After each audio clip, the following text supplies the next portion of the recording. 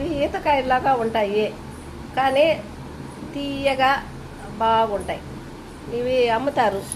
ఇవి కొనుక్కొచ్చుకొని తింటాం కాబట్టి, డబ్బులు ఇచ్చి తింటాం కాబట్టి ఇవి బాగుంటాయి. ఇవి కోసి లోపల గింజ తీసేస్తే ఇలా ఉంటుంది, లోపల కండగా ఉంది చూడండి, చాలా తీయగా బాగుంటాయి. బయట మనకేమో చెరువు గట్ల మీద వచ్చే దారిలో ఈతకాయలు ఉంటాయి, రకరకాలు ఉంటాయి.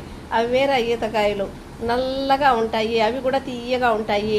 ఇంకొకటి వచ్చి ఆరెంజ్ కలర్లో ఉంటాయి, అవి వాడిపోతే కొంచెము కాఫీ పొడి కలర్లో వస్తాయి. అవి కూడా కొంచెము తీయగా బాగుంటాయి. ఈతకాయలు చాలా తీయగా బాగుంటాయి, వెరైటీగా ఉన్నాయి. ఇవి ఎక్కడైనా వేరే దేశాల నుంచి తెచ్చి పండించినారో ఏమో. మన దగ్గర ఇప్పుడు ఒక 4 years కానీ ఇవి మనకు కనిపిస్తున్నాయి. దానికి ముందు ఈ కాయలు కనపడడం లేదు. ఎక్కడెక్కడో కాయలన్నీ కూడా తెచ్చి వేరే దేశాల్లో ఉండేటివి కూడా మన వాళ్ళు టాలెంట్ తోటి పండించేస్తున్నారు. చాలా బాగున్నాయి, కొత్తగా వస్తున్నాయి. పిల్లలు కూడా వెరైటీగా ఉండేటివే ఇష్టపడి దాన్ని చూస్తారు. పాత కాయలు అవన్నీ మాకొద్దు బాగుంటారు. అలా మన వాళ్ళ టెక్నాలజీ బాగా డెవలప్మెంట్ అయ్యి కొత్త ఫ్రూట్స్ అవన్నీ పండిస్తున్నారు. తినడానికి కూడా బాగా టేస్ట్గా ఉంటుంది. పెద్దవాళ్ళు కూడా ఇవే తినాలని అనిపిస్తుంది.